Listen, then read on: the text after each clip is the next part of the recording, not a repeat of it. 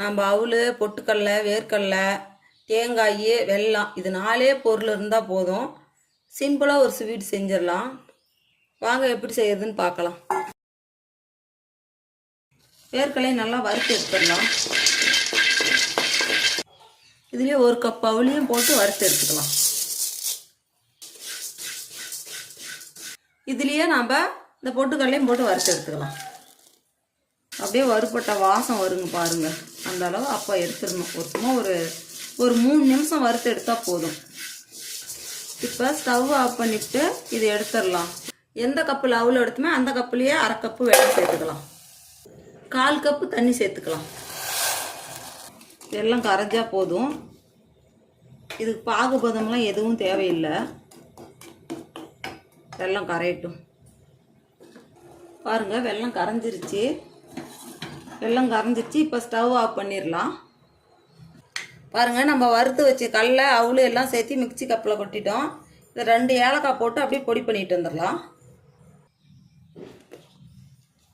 பாருங்கள் பொடி பண்ணி எடுத்துகிட்டு வந்தாச்சு. இந்த அளவு கொஞ்சம் கொரகொரப்பாக இருந்தாலே பரவாயில்ல. அதான் நான் சாப்பிட்றதுக்கு நல்லாயிருக்கும். நம்ம வறுத்து வச்சோம் இல்லையா வேர்க்கடலை, அதையும் இதில் போட்டு சும்மா ஆன் பண்ணி ஆஃப் பண்ணால் போதும். அப்படியே கொரகொரப்பாக வந்தால் போதும். அப்போ தான் நான் டேஸ்ட்டாக இருக்கும் சாப்பிட்றதுக்கு. இதையும் அப்படி போட்டு எடுத்துகிட்டு வந்துடலாம்.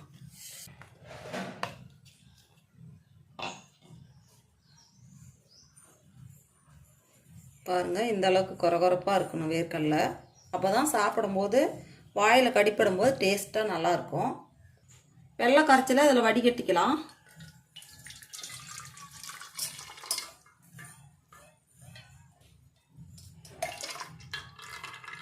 வடிகட்டியாச்சு.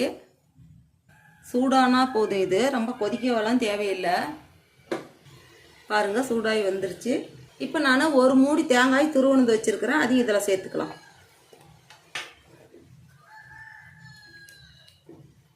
இப்போ நம்ம அவுள், வேர்க்கடலை, பொட்டுக்கடலை எல்லாம் சேர்ந்து கலந்து மிக்சியில் அடித்து எடுத்துகிட்டு வந்துருக்குறீங்களா, இதையும் இதில் கொட்டிக்கலாம். இதெல்லாம் சேர்த்து நல்லா கலந்து விடலாம். பாருங்கள் எல்லாம் நல்லா கலந்து கொடுத்தாச்சு. இப்போ ஸ்டவ் ஆஃப் பண்ணி எடுத்துடலாம். 1 ஸ்பூன் நெய் சேர்க்குறேன். இப்போ நெய் இதெல்லாம் சேர்த்து நல்லா கலந்து விட்டுறலாம். பாருங்கள் நம்ம நெய் இதெல்லாம் சேர்த்து நல்லா கலந்து விட்டாச்சு. இப்போ நம்ம லட்டு பிடிக்கலாம். கொஞ்சம் சூடு வெதுவெதுப்பான சூட்லேயே பிடிச்சி எடுக்கணும். இப்போ இறக்கிடலாம். பாருங்கள் இப்படி கொஞ்சம் கையில் எண்ணெய் போட்டுக்கிட்டு அப்படியே நம்ம லட்டு பிடிச்சிடலாம்.